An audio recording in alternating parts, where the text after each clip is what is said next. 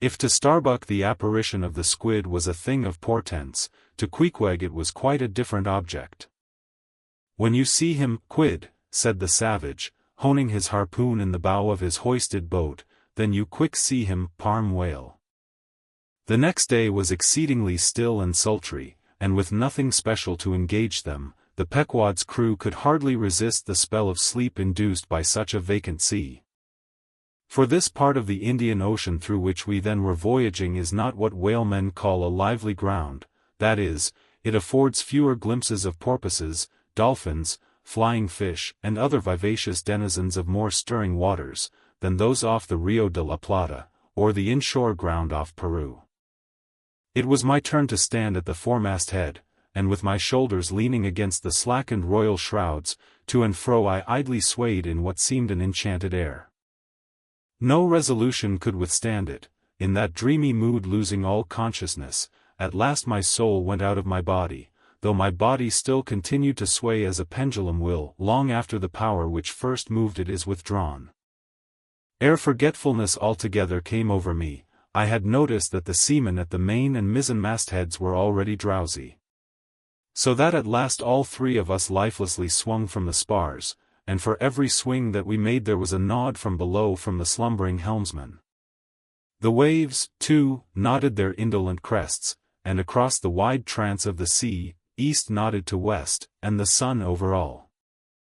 Suddenly bubbles seemed bursting beneath my closed eyes, like vices my hands grasped the shrouds, some invisible, gracious agency preserved me, with a shock I came back to life.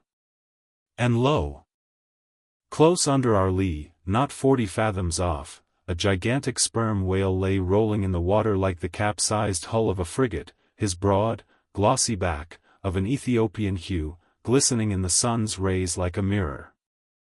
But lazily undulating in the trough of the sea, and ever and anon tranquilly spouting his vapory jet, the whale looked like a portly burgher smoking his pipe of a warm afternoon. But that pipe, poor whale, was thy last.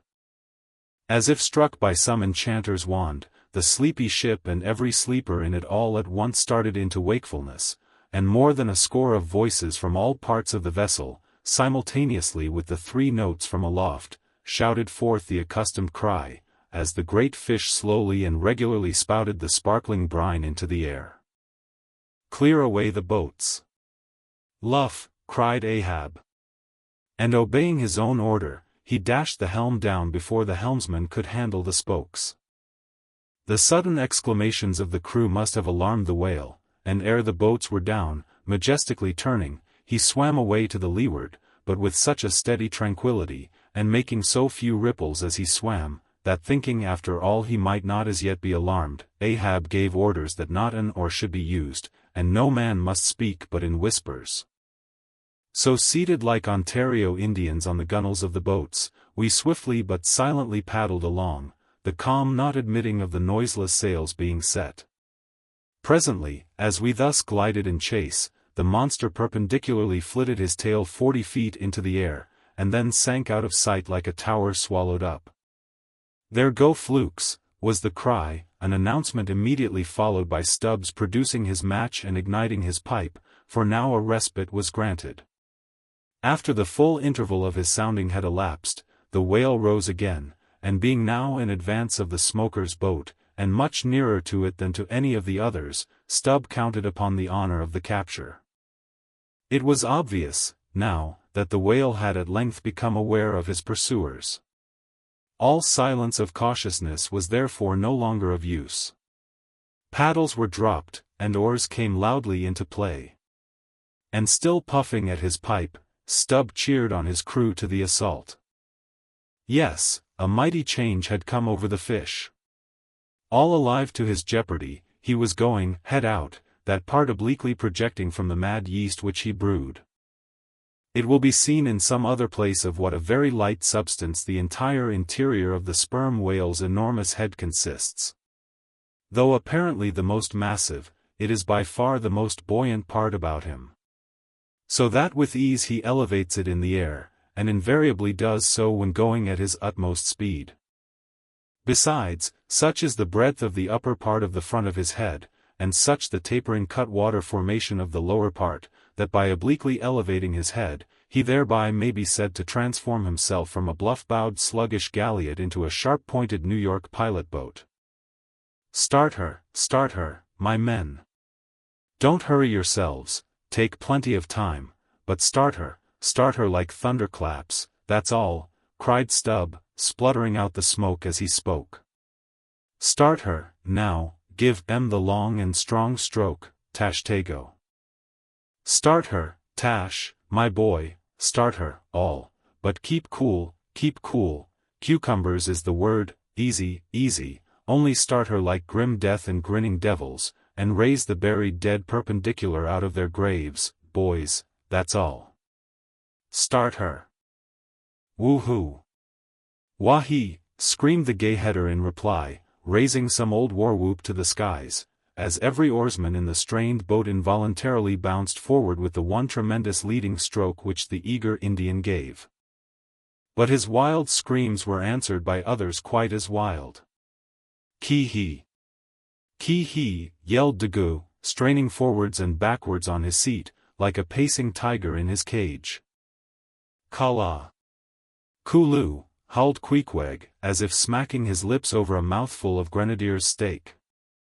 And thus with oars and yells the keels cut the sea. Meanwhile, Stubb, retaining his place in the van, still encouraged his men to the onset, all the while puffing the smoke from his mouth. Like desperadoes they tugged and they strained, till the welcome cry was heard, "Stand up, Ch62, give it to him." The harpoon was hurled. Stern all. The oarsmen backed water, the same moment something went hot and hissing along every one of their wrists. It was the magical line. An instant before, Stubb had swiftly caught 2 additional turns with it round the loggerhead, whence, by reason of its increased rapid circlings, a hempen blue smoke now jetted up and mingled with the steady fumes from his pipe. As the line passed round and round the loggerhead, so also, just before reaching that point, it blisteringly passed through and through both of Stubb's hands, from which the hand-cloths, or squares of quilted canvas sometimes worn at these times, had accidentally dropped. It was like holding an enemy's sharp 2-edged sword by the blade, and that enemy all the time striving to wrest it out of your clutch. "Wet the line!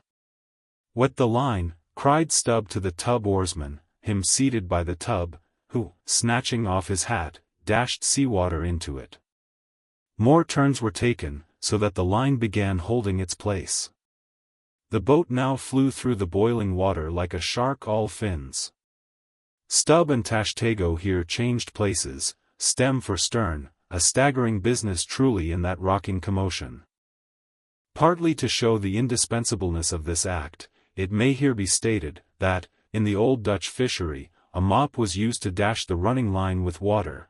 In many other ships, a wooden piggin, or bailer, is set apart for that purpose. Your hat, however, is the most convenient. From the vibrating line extending the entire length of the upper part of the boat, and from its now being more tight than a harp string, you would have thought the craft had 2 keels, one cleaving the water, the other the air, as the boat churned on through both opposing elements at once. A continual cascade played at the bows, a ceaseless whirling eddy in her wake, and, at the slightest motion from within, even but of a little finger, the vibrating, cracking craft canted over her spasmodic gunwale into the sea. Thus they rushed, each man with might and main clinging to his seat, to prevent being tossed to the foam, and the tall form of Ch62 at the steering or crouching almost double, in order to bring down his center of gravity. Whole Atlantics and Pacific seemed past as they shot on their way, till at length the whale somewhat slackened his flight. Haul in, cried Stubb to the bowsman.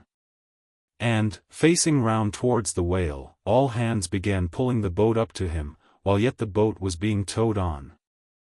Soon ranging up by his flank, Stubb, firmly planting his knee in the clumsy cleat, darted dart after dart into the flying fish. At the word of command, the boat alternately sterning out of the way of the whale's horrible wallow, and then ranging up for another fling. The red tide now poured from all sides of the monster like brooks down a hill.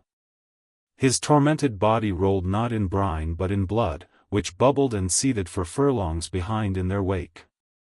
The slanting sun playing upon this crimson pond in the sea, sent back its reflection into every face, so that they all glowed to each other like red men. And all the while, jet after jet of white smoke was agonizingly shot from the spiracle of the whale, and vehement puff after puff from the mouth of the excited headsman, as at every dart, hauling in upon his crooked lance, by the line attached to it, Stubb straightened it again and again, by a few rapid blows against the gunwale, then again and again sent it into the whale.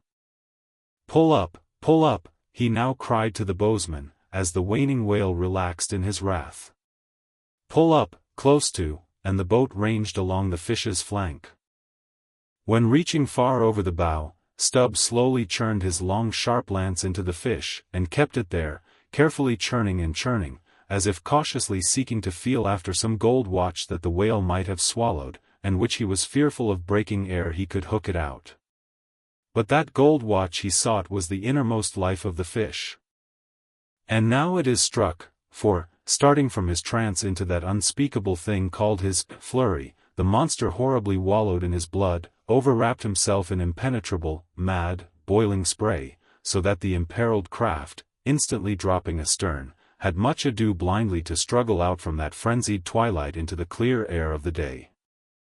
And now abating in his flurry, the whale once more rolled out into view, surging from side to side, spasmodically dilating and contracting his spout hole, with sharp, cracking, agonized respirations. At last, gush after gush of clotted red gore, as if it had been the purple lees of red wine, shot into the fright air, and falling back again, ran dripping down his motionless flanks into the sea. His heart had burst. "He's dead, Mr. Stubb," said Daggoo. Yes, both pipes smoked out, and withdrawing his own from his mouth, Stubb scattered the dead ashes over the water, and, for a moment, stood thoughtfully eyeing the vast corpse he had made.